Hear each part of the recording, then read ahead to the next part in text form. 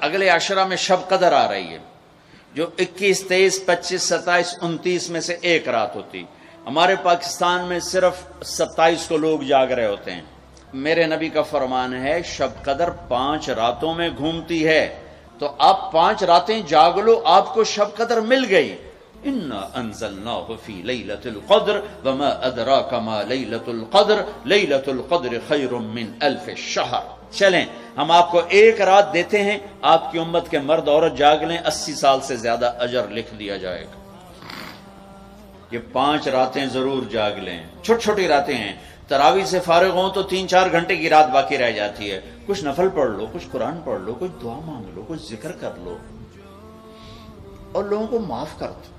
معاف کرنا بھی بہت بڑا عمل ہے، ورنہ عمل رک جائے گا۔ دل میں بغض ہو تو اٹک جائے گا معاملہ۔ 4 آدمیوں کی بخشش نہیں ہوتی، اللہ نہ کرے کوئی ہم میں سے کوئی ہو تو میں بتا دوں تاکہ وہ ابھی سے توبہ کر لے۔ مدمن خمرن، شراب پینے والا، اس کی معافی نہیں ہوتی شب قدر میں۔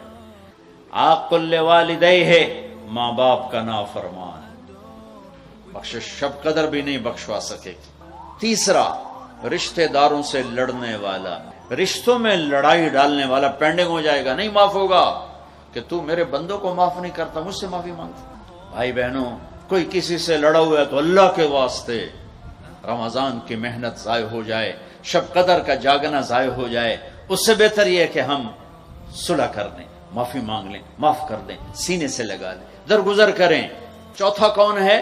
کینہ رکھنے والا۔ کینہ کیا ہے؟ کہ میں ان کو نقصان پہنچانا چاہتا ہوں، اب اس کو کہتے ہیں کینہ۔